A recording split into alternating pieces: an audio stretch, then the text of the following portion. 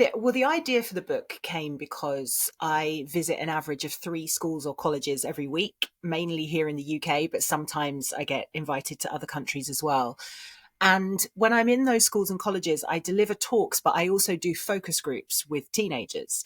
And the feedback that I was getting during those focus groups is that the education around social media was far too demonizing, talking about how they shouldn't go on it or they should try and limit their time spent with technology.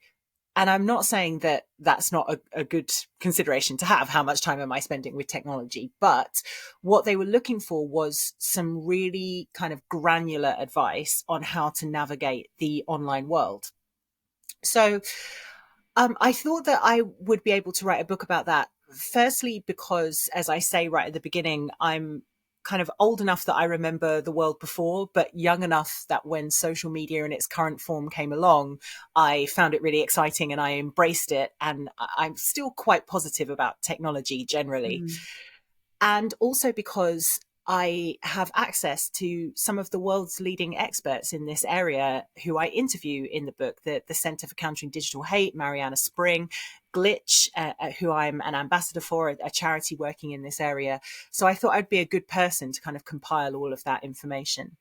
Yeah, really good point. And I think you're absolutely right. A lot of the parents I talk to, they're very fearful. They're either very fearful or they just say, well, they'll have to learn, won't they? They'll have to work it out for themselves. And I think neither's really the right approach. That we have to be, I think we have to be quite conscious about what we say to our teenagers about what life online is and should be like.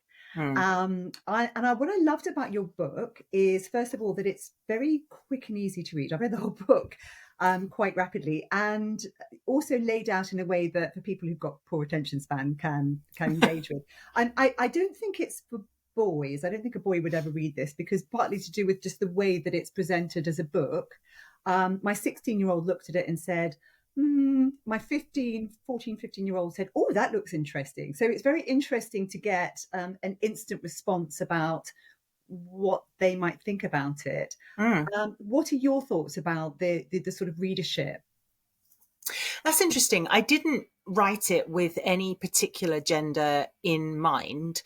I suppose not only am I a woman, but also the evidence consistently shows in terms of young people's social media experiences, girls are more likely to have their self-esteem negatively impacted, and just be targeted by trolls and cyberbullies and have their voices essentially bullied out of the online experience.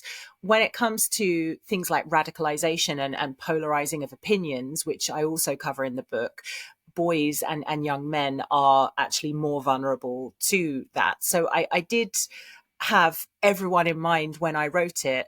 I suppose part of it comes down to the fact that girls are just more likely to read books generally, It's a you really good point. Yes, yes. know. And it did strike me. What you've done, which is really great, is at the end of the book, because I read all of it and I was making notes as I went along. And then at the end of it, you've got tips and tricks, and you've got each section broken down so that if you're a parent, I thought one thing that they could do is take this book, look at read it. And for boys who may not be inclined to read a book like this, use those tips and tricks as your sort of headlines. What do I talk to my kids about? What do I cover? Possibly even before you actually give them access. But I think for most of us, I mean, you described it as a frog in water, Mm. slowly heating up. You know, most of us, our kids get access to online, and then we start thinking, oh wait, so what do they know, and what should we be talking about? So, Yeah. there's no really right time or wrong time to sit down and have these conversations, is there? I don't think for parents it's ever too early or too late, actually. That even if your child is really young, you can still be introducing the critical thinking skills and teaching them about how not everybody is who they say they are, and disseminating information and spotting fake news. You know, these are hugely transferable skills that you can introduce really, really early on. Yes, I love that because I went to journalism college and I did a postgrad. One of the things that I had to spend a lot of time on was looking at sources, Mm. checking the veracity of what they were saying. And, if it was a trusted source, you could go with that and one other source. But if it wasn't necessarily a trusted source, you'd need to look for at least two or three versions of the same information before you started sharing it. Now, you talk about sharing information and fake news. Can you talk a bit more about how why would somebody post fake news? It's interesting. I spoke to Mariana Spring about this, and she said something which I genuinely hadn't considered, which is that some people share fake news knowing that it's fake, but just because they think it's funny or entertaining. But what they don't consider is that there may be people in their following or who eventually see that post who don't understand that it's fake and take it at face value. I think it's partly that. And I think it's partly the fact that we tend to be less voracious in checking things when it fits with our internal bias. Mhm. So when Yes, something chimes with what we already believe, we're very quick to go, see, look here. And then when something challenges our internal beliefs, we're more likely to dismiss it. So the kinds of things that you're talking about, one of the things that I recommend in the book is normally in an online article or under a YouTube video, if they've shared a study, there is a link to that study. Just take a look at it. Just have a look, yes, see who did the yes. study, see how many people were involved, that kind of thing. Yes, I do that in my podcast. I mean, whenever I talk, because I spend a lot of time looking at what the experts say, and I always post the links in my podcast so people can go and find the original information to check whether what I'm saying makes sense and whether they agree with the people I've used as sources. So it's very important. And I think I think the hard thing for teenagers is knowing. I mean, we've grown up in an environment. I've grown up in an environment where I wasn't online originally, and everything was in a textbook, Mm. and being able to filter what's online for who you can trust and believe can be extremely difficult for this Yeah. generation.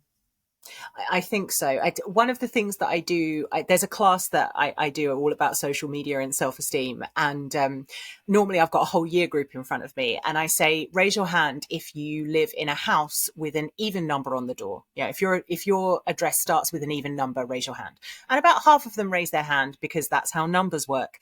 And then I say, statistically, the people with their hands raised are more likely to do well in their GCSEs. That's to get them to understand that causation and correlation are not the same thing. Obviously, we don't advocate that Fascinating. people move in order to do better in their GCSEs, but it's just getting them to understand the nature of data. So even if it is coming from someone that they really like and trust, they have the ability to go, oh, but is that just because one would always do better than the other kind of thing? Right. So pause before you actually agree with something. Um, Yeah.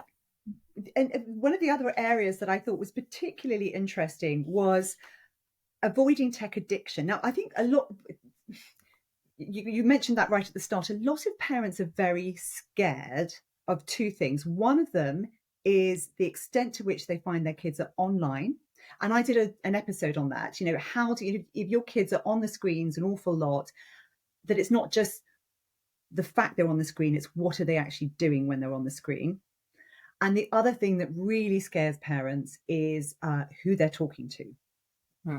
So let's Yeah. start with, the whole addictive nature of online, and you actually explain it quite well in the book about what are companies, what is the currency now in online, in online viewers.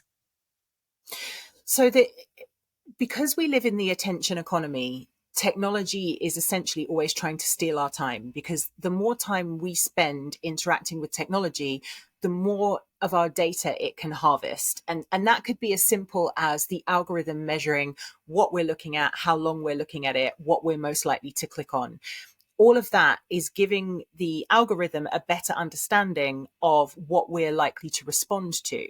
And that is worth an awful lot of money to anybody who has a vested interest in manipulating people or selling them something online. So within that interaction, we are the thing that's being sold.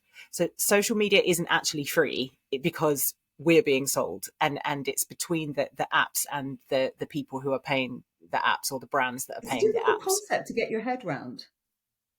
It is. If you want more information on it, there is a brilliant Netflix documentary called The Social Dilemma, which talks about it in a lot more detail, and I think is really good family viewing, actually. If you Okay. have teenagers, sit down and all watch it together. It's a good kind of discussion springboard. But the problem then becomes that these activities, which are supposed to be relaxing and things we do in our leisure time, like gaming, like scrolling, like watching TikTok videos or reels, they start to become sources of stress because we then no longer have enough time to do everything else that we need to do in our lives. So what Such I've a great actually, point. yeah, so I've actually applied some of the principles of addiction recovery in that part of the book and looked at ways that you can create alerts to go, okay, I've spent quite a lot of time doing this, and bring in your conscious decision making brain so that you're deciding how much time you spend with technology rather than letting your phone decide. Yes, and I love that. And what you sort of said was the advice was, if I'm going to go online, how much time am I going to allocate to this? That sort of spending your ducks. Can you Yes. explain that concept? Yeah. So when I was talking about ducks, it was more about the outrage economy. And again, I was really inspired by a brilliant book called Outraged by Ashley Dottie Charles, which I think I reference in the book, where she talks about how everything's outrageous online, which actually means that nothing is.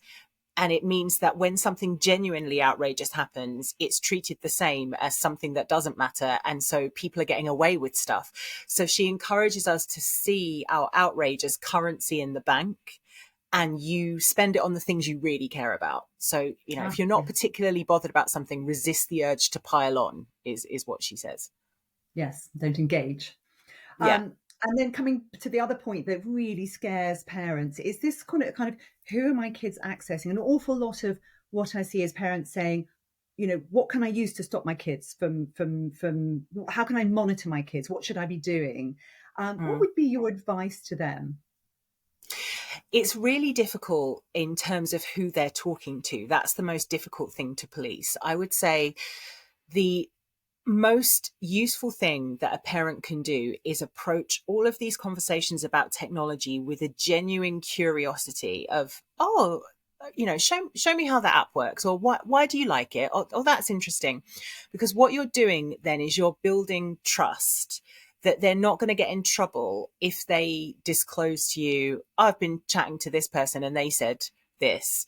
That that you create then a kind of sounding board, and they know that they can come to you with that stuff. Because there's some really interesting research that came from ChildNet that showed that teenagers' greatest fear is having their technology taken away from them as punishment.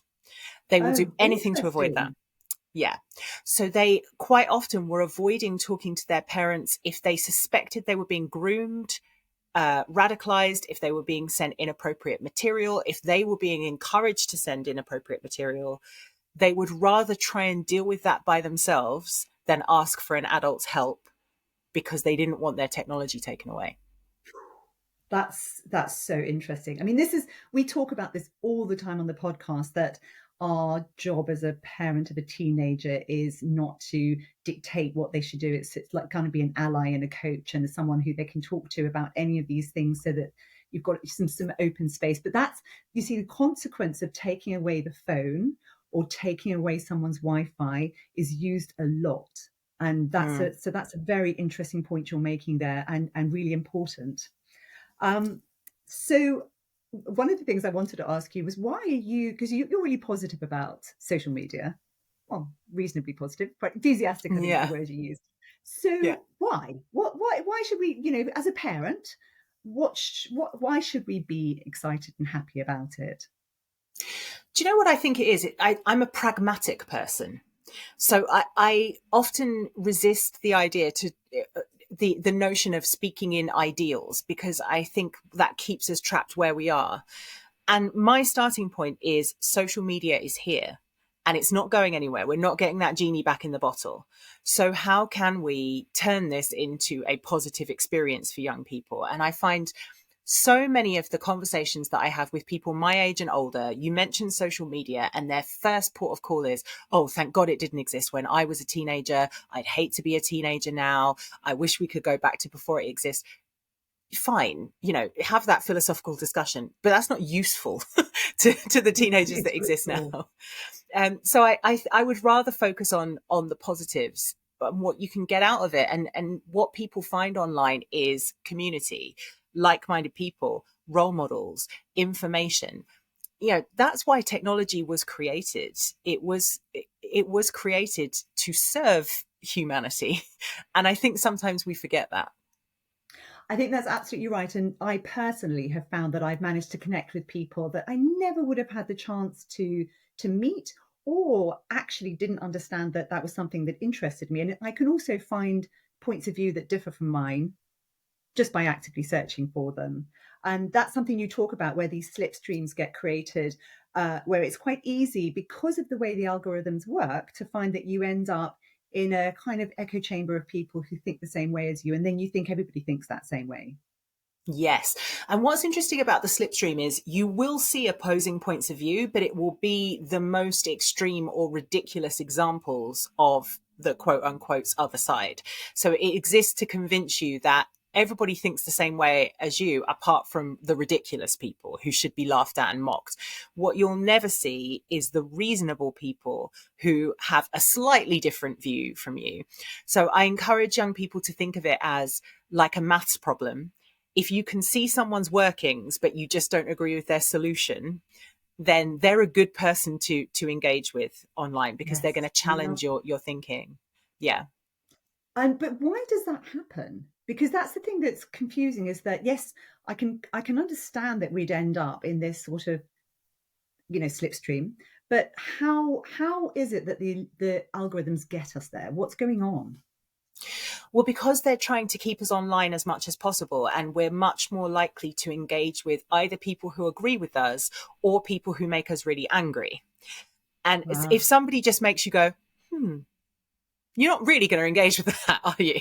And another thing I talk about in the book is that what you hear. So if you put a piece of content out online, if there were 100 people in the world, 90 of the people would watch it and go, or see it and go, and then get on with their day.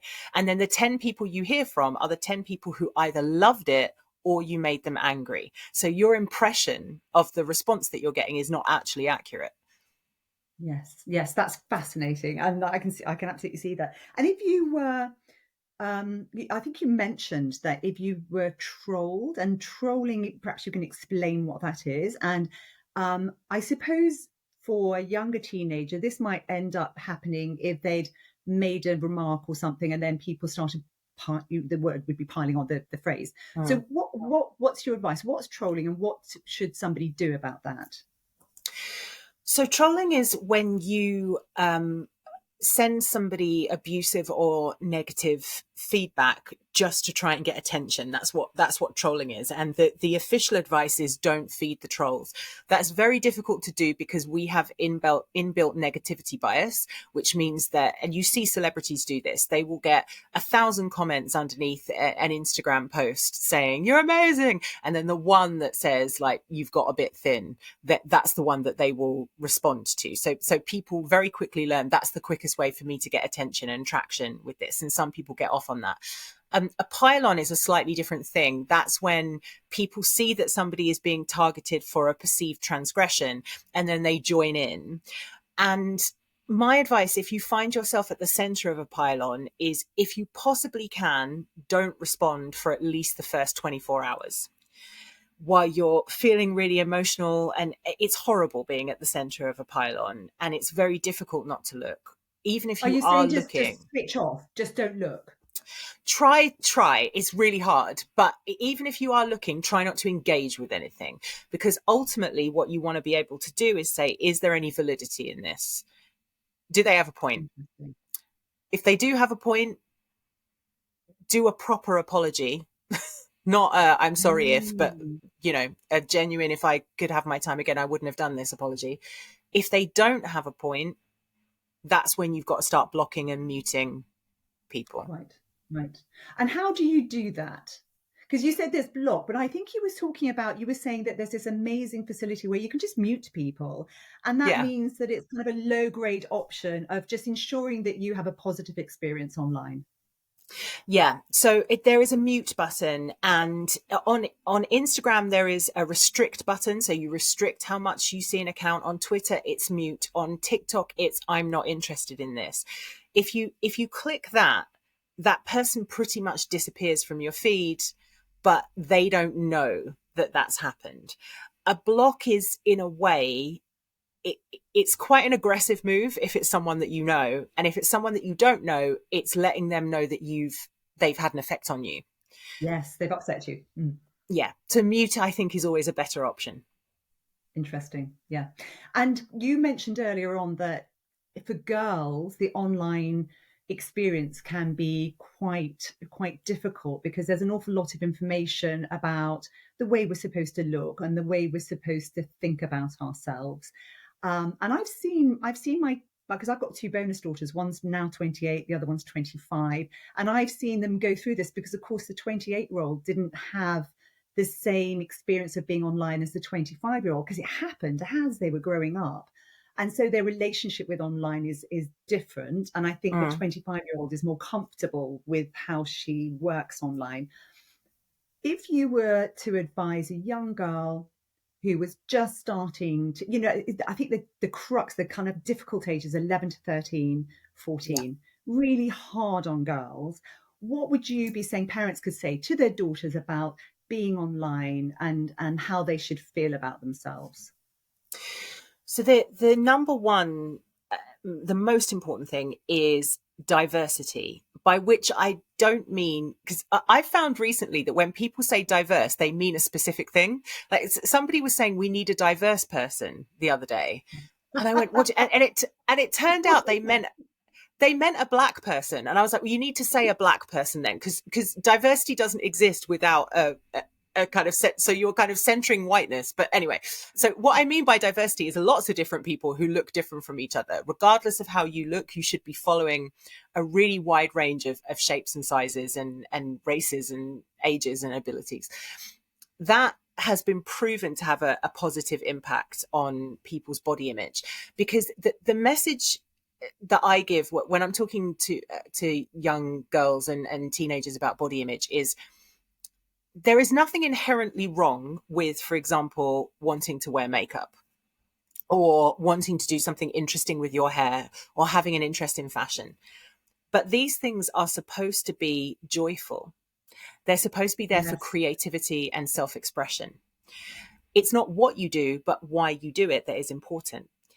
You can't win. Know that you can never win, I because love that. if you, Yes. in the vanishingly small, chance that you happen to naturally match society's beauty paradigms, everyone will think you're stupid or a bitch. I have a friend who looks like Margot Robbie, who actually had to have therapy because of how she's been treated, because she is so naturally beautiful, and how people have treated her. If you make an effort with your appearance, you'll be told you're trying too hard. If you don't make an effort with your appearance, you'll be told that you're slovenly. If whatever you do, you'll be too fat, too thin, too young, too old, too dark, too light. Like whatever you do, you won't win. So don't Like think that you the can guy win. the guy who commented on you wearing trainers on Yeah. camera. You said, "Hey, they make it easier to run away from people like him." Yeah, exactly. Yeah. Just do you. Like, if you think you look good, that's the only person's opinion that matters. Mm, And that's where I think we should be with it, because we've been encouraged to judge other women and girls for their appearance so much. yes. Um, and that's a way, I think, of keeping us divided and keeping us weak. It's not the individual's choices that are the important thing. It's whether But they think they look good. coming back to your point about sort of diversity, Yeah. um, because I think you made a point in the book about how when we see a lot of different body types and shapes, it can make us feel so much better about ourselves.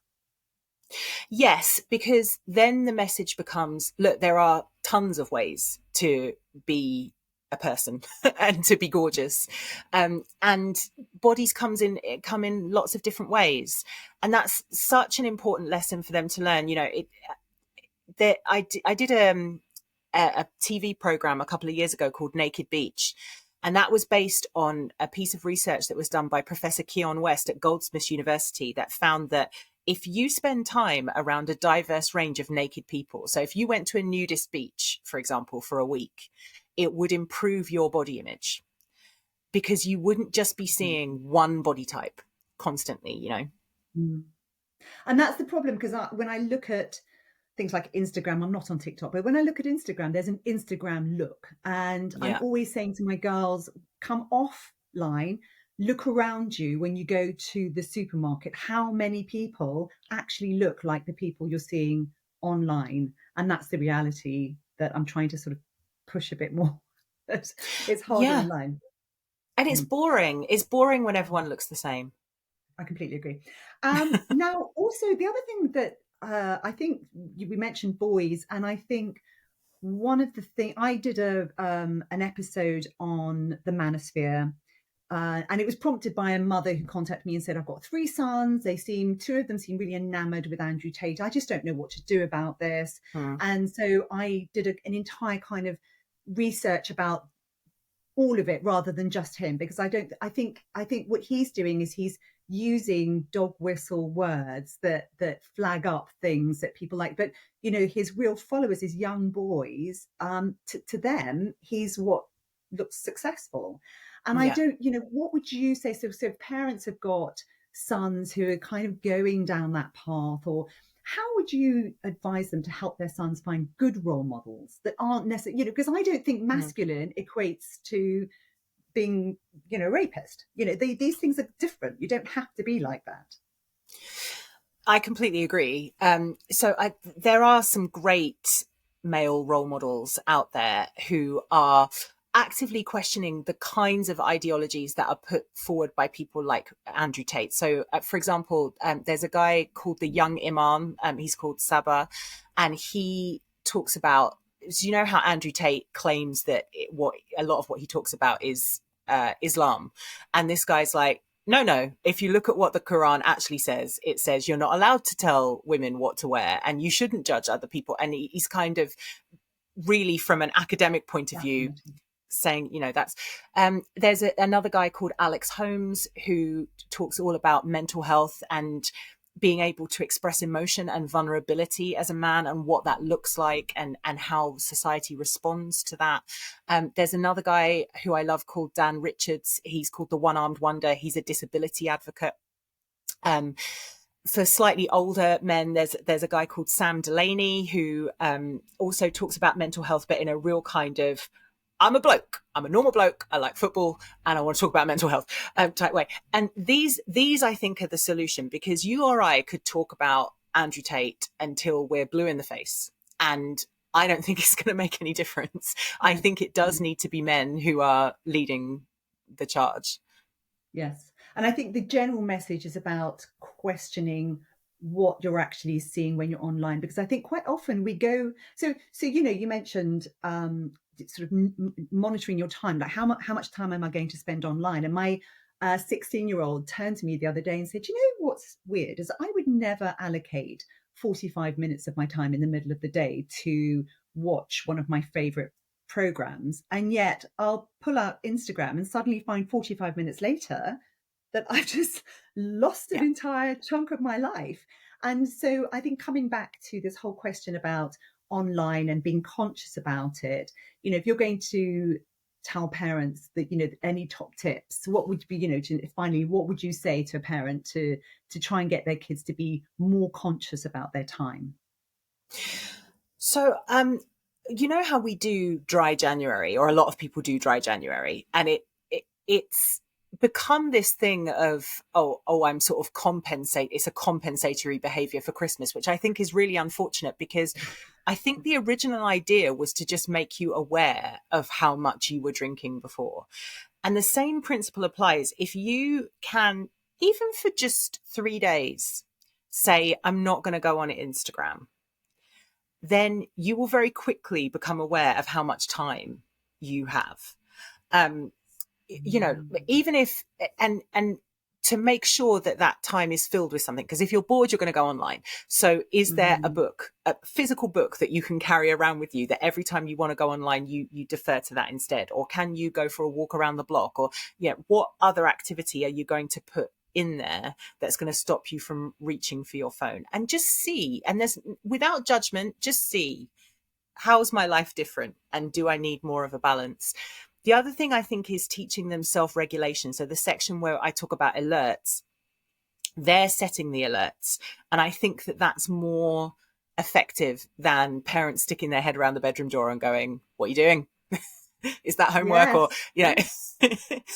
so, getting them to kind of lead the charge on that, I think is better. And I did love your point, which we talked about in the sleep episode, that and actually comes up all the time, which is that our kids aren't really listening to us as much as we'd hope. They're watching us. And so if we are constantly on our phones, unable to put them down, unable to come offline, saying things online that possibly aren't respectful, then you're just teaching your kid. You can't get them to do something different from what we're doing. So it's about, we've got to kind of understand them, meet them where they are, Mm. and have a conversation, I guess. Would that be Yeah, fair? and role model the behavior that you want to see Mm. as well. So there's a whole generation of parents now who are addicted to technology themselves. And so I would Yes. always say to them, sort your own relationship with technology first, and then turn your attention, put your own mask on first. Oh, you see, we parents hate that. We don't want to hear that. But it's so true. That's every single one of our episodes is basically, well, you got to look at yourself first if you think you're going Yeah. to fix something. Anyway, Natasha, thank you so much for spending the time with us. I think it's a really good book. I genuinely really enjoyed it, much more than I thought I was going to, if I'm honest. Oh, And thank it's you. a very quick read, and it's a good one that you can then use to create a sort of background for talking to your teenagers. So yes, well done. Great book. Thank you very much.